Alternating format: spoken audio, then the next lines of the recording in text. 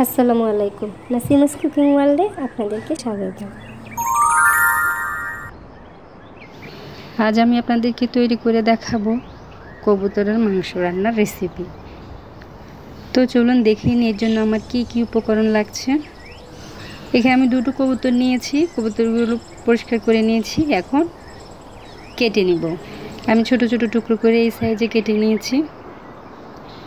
আর নিয়েছি পেঁয়াজ কুচি, পেঁয়াজ বাটা, রসুন বাটা, আদা বাটা, বাদাম বাটা, সর্ষে বাটা, হলুদ গুঁড়া, মরিচ গুঁড়া, মশলা গুঁড়া এবং জিরা গুঁড়া। চুলে একটি পাতিল বসিয়ে দিয়েছি, এখন দিয়ে দিব রেগুলার রান্নার তেল, দিয়ে দিব পেঁয়াজ কুচি। পেঁয়াজ কুচিগুলো তেলে কষিয়ে নিব। দিয়ে দেব রসুন বাটা, আদা বাটা এবং পেঁয়াজ বাটা, দিয়ে তেলে একটু কষিয়ে নিব।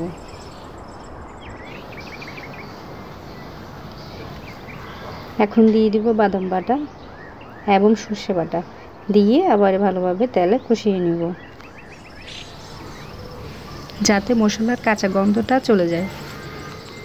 বাটা মশলা সব কষানো হয়ে গেছে, এখন দিয়ে দিব গুঁড়া মশলাগুলো। 1 চামচ হলুদ গুঁড়া, 2 চামচ মরিচ গুঁড়া এবং 1 চামচ মশলা গুঁড়া, আর দিয়ে দিব 1/2 চামচ জিরা গুঁড়া, দিব স্বাদ অনুযায়ী লবণ এবং সব মশলা ভালোভাবে তেলে কষিয়ে নেব।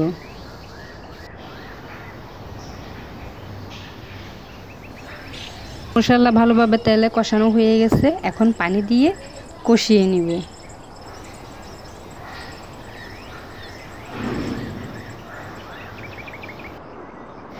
ঢেকে দিব, ঢেকে রান্না করব 5 মিনিট। মশলা কষা হয়ে গেছে, এখন কবুতরের মাংসগুলো দিয়ে দিব, দিয়ে ভালোভাবে নেড়ে দিব।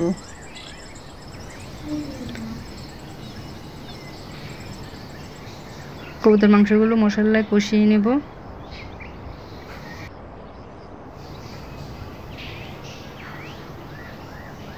কবুতরের মাংস মশলায় কষানো হয়ে গেছে, এখন পানি দিয়ে দিব। পানি দিয়ে ভালোভাবে নেড়ে দিয়ে ঢেকে রান্না করব কমপ্লিট না হওয়া পর্যন্ত।